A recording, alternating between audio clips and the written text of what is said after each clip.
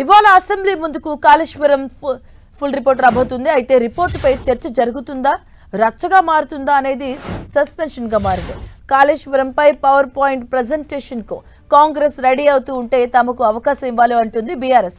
మరోవైపు బీజేపీ మాత్రం రెండు పార్టీలను టార్గెట్ చేసే ప్లాన్ లో ఉంది.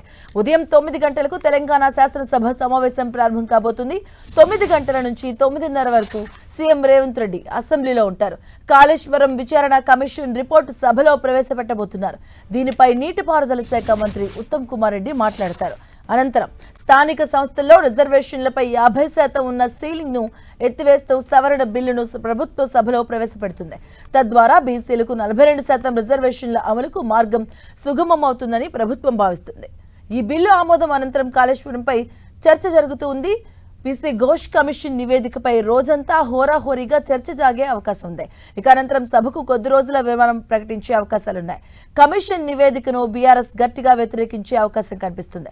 దీనిపై హరీష్ రావు గతంలోనే పీపీటీ ద్వారా వివరించగా ఇప్పుడు శాసనసభకు కేసీఆర్ హాజరు కాకపోతే కేటీఆర్, హరీష్ రావు, ప్రశాంత్ రెడ్డిలు తదితరులు మాట్లాడే అవకాశం ఉంది.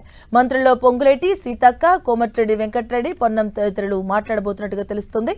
అటు మంత్రి ఉత్తమ్ శనివారం రాత్రి జలసౌదాలో కీలక సమావేశాన్ని నిర్వహించారు. మంత్రులు శ్రీధర్ బాబు, పొంగులేటి, కోమటిరెడ్డి వెంకటరెడ్డి, పొన్నం, తుమ్మల, విప్ ఆది శ్రీనివాస్, పలువురు ఎమ్మెల్యేలు హాజరయ్యారు. గతంలో కాంగ్రెస్ ప్రభుత్వం చేపట్టిన ప్రాణహిత చేవెళ్ల సుజల స్రవంతి ఎత్తిపోతల పథకం మొదలు రీడిజైనింగ్ కమిషన్ నివేదిక వరకు చర్చ సమయంలో ప్రతిపక్షాల నుంచి వచ్చే సవాళ్లు, ప్రశ్నలకు ధీటైన వాదనలు వినిపించారని నిర్ణయించినట్టుగా తెలుస్తుంది.